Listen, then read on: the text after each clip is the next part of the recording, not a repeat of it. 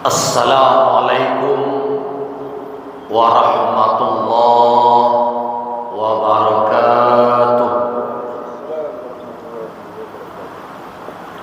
Alhamdulillahi rabbil alamin, wa bihi nasta'in ala umurid dunya waddin.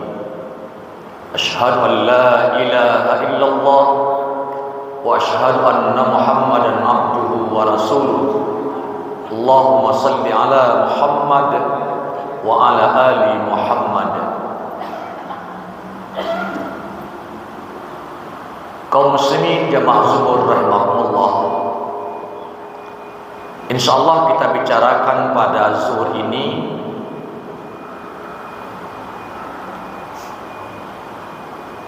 jangan dianggap biasa sesuatu yang diharamkan oleh syariat.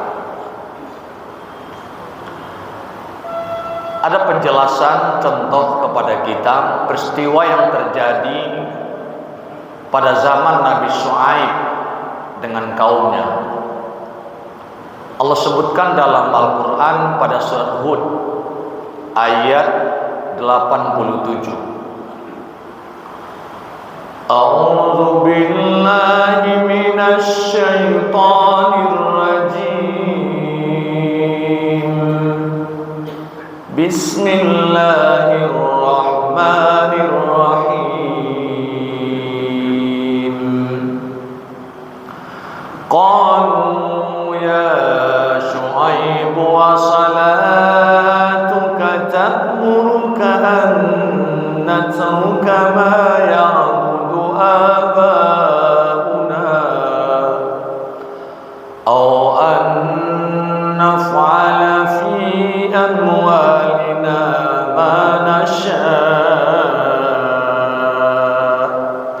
innaka la antal halimur rasyid.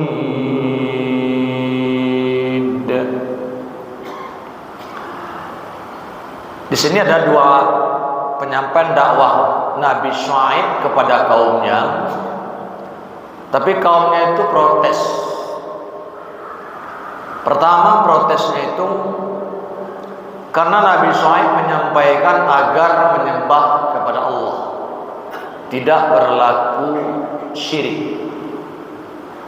Lalu apa jawaban mereka? Apakah karena kamu ya Syuaib salat, lalu kamu menyuruh kami meninggalkan agar kami tidak menyembah apa yang disembah oleh bapak-bapak kami?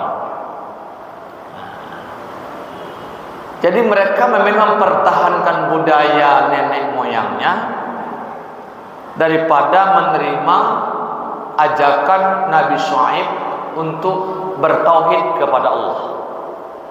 Alasannya ialah karena itu sudah lama mereka lakukan dan mereka dapati turun-temurun, lalu datang Nabi Syuaib untuk mengubah ideologi, keyakinan, faham dalam beragama agar meninggalkan kemusyrikan. Tapi mereka tidak mau. Dengan bahasa yang agak mencemooh, apakah karena kamu salat, kamu akan menyuruh kami untuk meninggalkan sesuatu?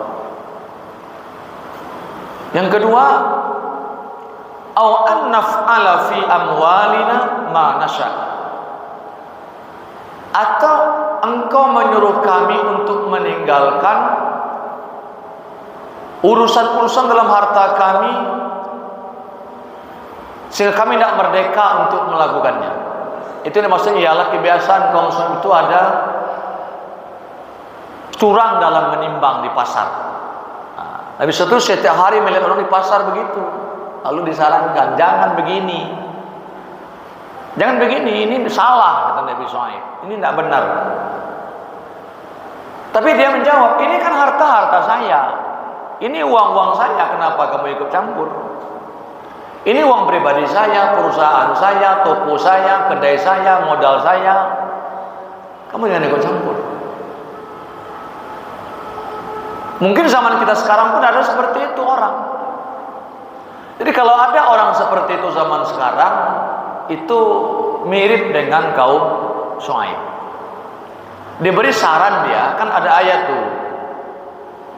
Wal asri innal insana lafi khusrin illa alladziina amanu wa amilus shalihat wa tawashaw bil haqq wa tawashaw bis sabr. Kata Allah supaya kita ini tidak rugi, harus ada kegiatan dakwah, wa tawashaw bil haqq wa tawashaw bis sabr, saling menasihati untuk sesuatu yang benar dan saling menasihati dengan penuh kesabaran. Tidak boleh marah-marahan gitu. Jadi kalau ada orang teman kita ngasih tahu yang benar, itu jangan marah sama dia. Pak, Bapak dengan cara begini membungakan uang, rentenir atau lain-lain, ini riba, Pak. Jangan lakukan. Pak, ini transaksi ketika azan Jumat ini sudah berkumandang, ini nggak benar ini, Pak. Banyak orang bilang begitu. Tapi kalau orang jawab, apa karena kamu sudah sekolah tinggi umpamanya, kamu sudah ustadz sekarang, lalu dakwahi saya begitu, saya kan lebih tua daripada kamu, saya kan lebih duluan daripada kamu. Ada orang begitu. Kalau ada begitu berarti dia mirip dengan kaum Syuaib. Dikasih tahu yang haram menurut syariat, tapi dia malah membiasakan. Ini masalah. Jadi ada dalam hidup orang memandang biasa, padahal itu salah menurut syariat. Mengurangi timbangan itu menurut ajaran Islam salah, tapi ada orang menganggap biasa. Bertransaksi jual beli ketika sholat Jumat itu berlangsung, bagi kaum laki-laki yang wajib fardu baginya Jumat, itu salah menurut ajaran syariat Islam, tapi menurut sebagian orang biasa. Banyak yang lain, seperti menurut ajaran Islam menyediakan arak, minuman keras ketika pesta perkawinan, itu salah menurut syariat Islam, tapi ada biasa menurut orang lain. Kan itu kebiasaan kami. Mengadakan permainan judi ketika ada hajatan, seperti ya lain-lain lah ya, domino segala macam, itu biasa oleh seseorang, padahal itu salah menurut syariat Islam. Katanya membantu orang, meminjamkan duit kepada orang lain tapi dengan bunga yang besar, berlebih dari jumlah hutang yang dipinjamkan, dijual tembak sebalik dua balik, itu salah menurut syariat Islam, tapi biasa menurut orang yang mencari duit. Nah, oleh karena itu Al-Quran menjelaskan kepada kita, jangan biasakan menolak kebenaran, jangan budayakan menolak kebenaran, tapi budayakan untuk menerima kebenaran. Nah, benar atau salah itu tidak tergantung kepada budaya, tapi budaya itu dinilai oleh agama. Tidak semua budaya itu benar, tapi tidak semua budaya itu salah. Ada budaya yang dapat diterima oleh Islam, ada budaya yang tidak dapat diterima oleh Islam. Nah, pada konteks budaya yang bisa diterima oleh Islam, tentunya kita mau berubah, berpindah, mengikuti itu semua. Karena datang suatu saat nanti orang akan menyesal ketika dia berpikir. Surah Al-Mulk ada, wa qalu law kunna nasma'u aw naqilu ma kunna fi ashabis sa'ir. Nanti di akhirat orang itu menyesal. Apa kata dia? Mereka berkata, andai dulu saya mendengarkan, nasma, saya dengar pendapat nasihat kawan itu, au naqilu ma kunna fi ashabis sa'ir, atau saya memikirkan sesuatu yang baik dulu dalam hidup saya, tidak dikurangi timbangan, tentu sekarang akan berada dalam neraka yang menyala-nyala. Jadi orang menyesal nanti ketika pada masa hidupnya dia tidak mau mendengar pendapat kawannya, pendapat ustadz, pendapat sahabat tentang kebenaran. Nah, kebiasaan seperti itu ada pada zaman Nabi Syuaib pada umatnya. Ditolak dakwah Nabi Syuaib itu. Jadi kalau ada masih orang sekarang menolak kebenaran Islam, disampaikan kepadanya, itu mirip dengan kaum Syuaib.